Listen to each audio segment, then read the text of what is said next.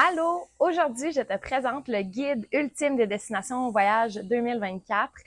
C'est un guide que j'ai créé pour les gens qui veulent soit seulement partir à l'aventure et voyager ou aller travailler à l'étranger pour une période de temps. On m'écrivait souvent pour me demander quelle destination tu me recommandes, où est-ce que je pourrais aller.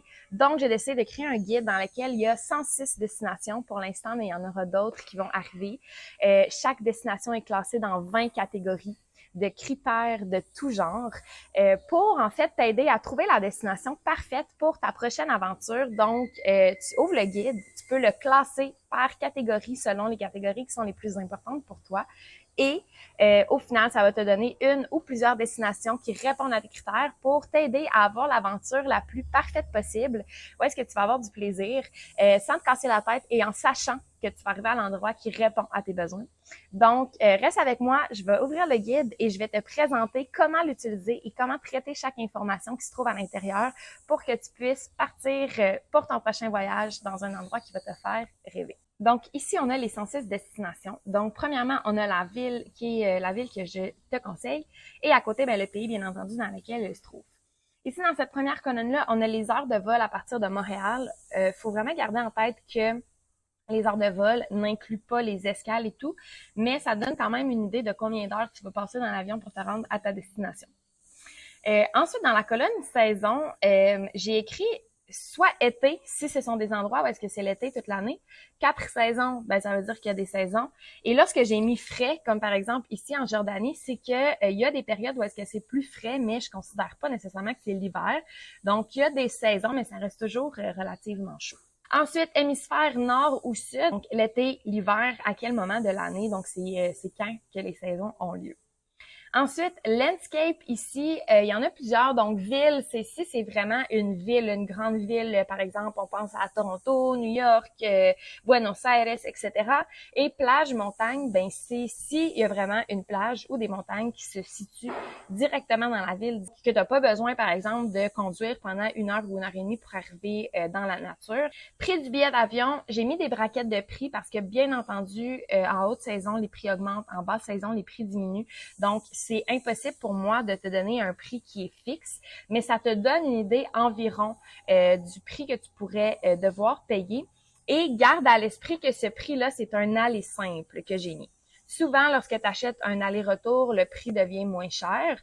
Mais si, par exemple, tu prends juste un aller simple, c'est le prix que tu peux t'attendre à payer environ.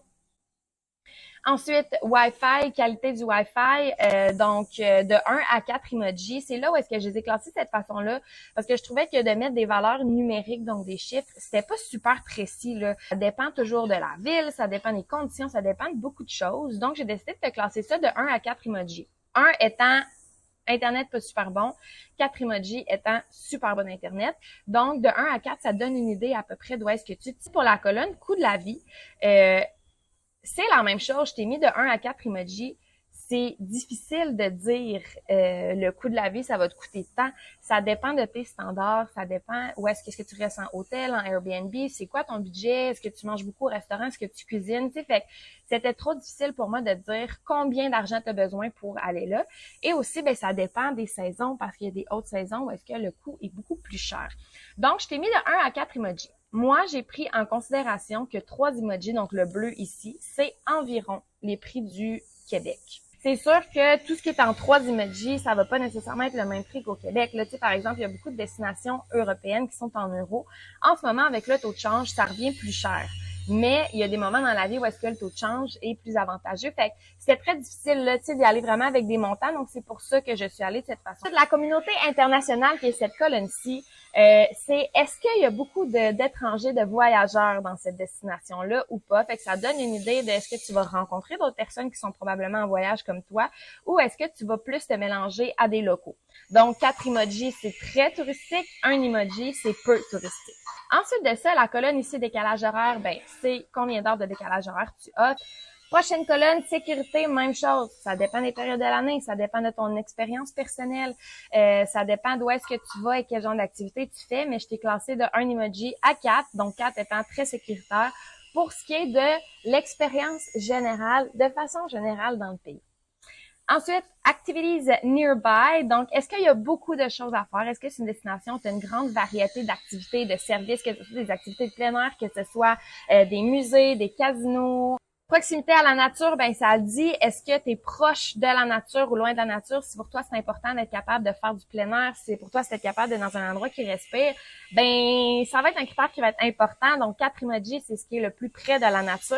Et là, je parle pas du pays en entier, mais bien de la ville que je t'ai mis dans le premier critère. Ça, nightlife, donc est-ce que c'est un endroit où est-ce qu'il y a beaucoup la fête ou pas? Donc, si c'est quelque chose qui est important pour toi de sortir et de faire le party, ben t'as ça là.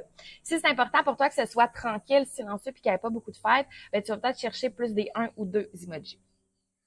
Le prochain critère, accessibilité de l'anglais. Donc, est-ce que c'est un endroit où est-ce que c'est facile de faire tes activités quotidiennes en parlant anglais où les locaux ne parlent pas beaucoup anglais? Donc, 4 emojis, ça veut dire que très facile tout le temps partout. 3 emojis, ça veut dire que de façon générale, pas mal partout, tu es capable. Tu sais, il y aura peut-être seulement quelques chauffeurs de taxi, par exemple, qui ne parleront pas anglais, mais sinon, dans les commerces et tout, ça va être facile. Quand tu arrives à 2, ben là, ça veut dire que c'est comme moitié-moitié. Je t'ai mis ici la langue du pays ou les langues du pays, donc pour que tu puisses avoir une idée déjà de quelle langue ça parle en arrivant. Je t'ai mis la monnaie aussi, ça peut t'aider peut-être à aller faire des conversions pour recalculer ton coût de la vie ou simplement pour savoir quelle monnaie tu voudras changer avant de partir. Visa de touriste. Ça, je vais vraiment vous le mettre à jour le plus souvent que je peux, mais le visa de touriste, c'est si tu veux aller dans ce pays-là juste pour visiter ou pour travailler à distance, est-ce que ça te prend un visa? Donc, quand il y a rien, tu peux juste acheter ton billet d'avion et partir. Quand c'est sur place, ça veut dire que sur place, on va te demander de remplir un petit formulaire, de payer un frais pour te donner un visa. Mais il n'y a rien à penser à l'avance. Lorsque c'est en ligne, ça veut dire que tu dois aller remplir un formulaire en ligne. Donc, tu dois prendre le temps de rechercher ce formulaire-là et de t'assurer que tu corresponds à l'éligibilité parce que tu vas devoir arriver sur place avec que ce soit un code QR ou une confirmation de ton formulaire. Et quand c'est instantané, ça veut dire que tu peux le faire pas mal dans les 1, 2, 3 jours à l'avance. Des fois, je t'ai mis que c'est à prévoir d'avance. Par exemple, ici, là, en Égypte, donc à prévoir d'avance, ça veut dire que tu dois faire des démarches. Par exemple, l'Égypte, il faut aussi que tu te présentes à l'ambassade égyptienne au Canada pour aller le faire. Donc, tu as toutes les informations à savoir est-ce que tu dois prévoir le coût ou non. Et par exemple, ici au Sri Lanka, ben, tu es sur place ou en ligne. Donc, tu as les deux choix. Tu peux aller le faire d'avance ou tu peux attendre de le faire sur place. Donc, ça donne un peu ces informations-là. Ici au Nigeria, ben, tu as une preuve de vaccin à faire. Fait que va t'assurer que tu as les vaccins qui sont nécessaires. Puis, va consulter les listes de vaccins aussi parce que des fois, ça change les spécificités. Donc, tu as toutes ces informations-là qui sont ici. Et le dernier, est-ce qu'il y a un visa de nomade digital qui est disponible et qui existe dans le pays? Sache que pour aller faire du nomadisme digital, tu n'as pas besoin nécessairement de ce visa-là tant que tu respectes le nombre de jours qui t'est octroyé avec le visa de touriste. Par contre, si tu voulais, par exemple, aller passer 1 an dans cette destination-là, ben ça pourrait être intéressant de regarder pour appliquer pour un visa de nomade digital, ce qui peut te donner des avantages au niveau des impôts et ce qui te donne la possibilité de rester à long terme dans un pays.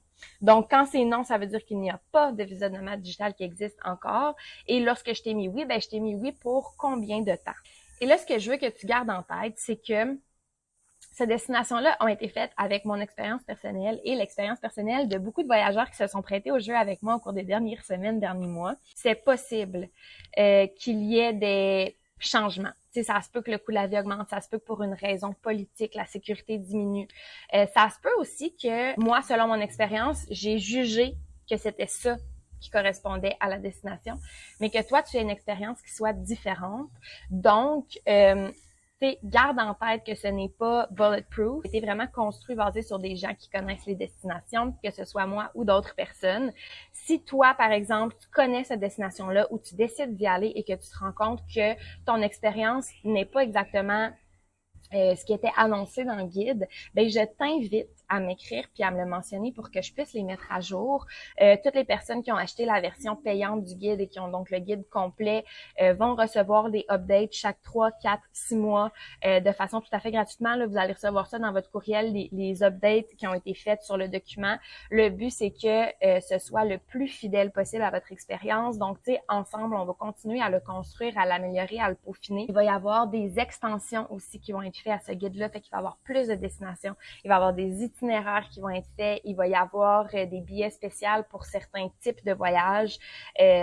Donc, reste à l'affût, là, tu vas recevoir ça par courriel si tu as acheté le guide. Mais donc voilà, j'espère que tu vas avoir une belle expérience. La façon que moi je te recommande de l'utiliser, c'est que tu choisis le critère qui est le plus important. Par exemple, que toi tu dis, moi c'est le décalage horaire, moi je peux pas avoir plus que 6 heures de décalage horaire, c'est impossible. Ben va ici dans la colonne décalage horaire, tu cliques ici sur le dessus et tu vas pouvoir classer par décalage horaire.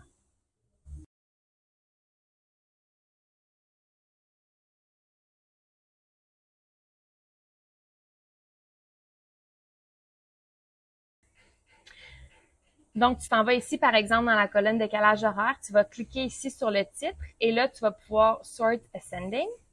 Donc, ça va se classer automatiquement par décalage horaire. Donc, toi, tu vois que jusqu'à 5, donc jusqu'à ici. Jusqu'à Tunis, en Tunisie, ça va convenir à ton critère. Fait que ça, c'est toutes les destinations qui pourraient être possibles pour toi.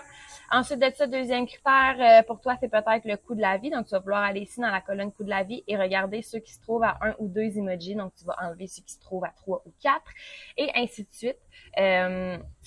Et donc là, tu vas pouvoir aller classer à partir des critères jusqu'à enlever des destinations, jusqu'à ce que tu arrives à quelques destinations seulement. Et bien, parmi celles-là, tu vas pouvoir faire ton choix. Si jamais tu choisis une destination et tu la visites avec mon guide, je t'invite à publier sur Instagram puis à me taguer pour montrer l'utilisation que tu fais du guide. J'ai vraiment envie de savoir comment vous l'utilisez, comment vous trouvez l'utilisation du guide. Et si tu as des questions par rapport à quoi que ce soit sur le guide, ben tu m'envoies un courriel ou tu m'écris directement sur Instagram, ça va me faire plaisir.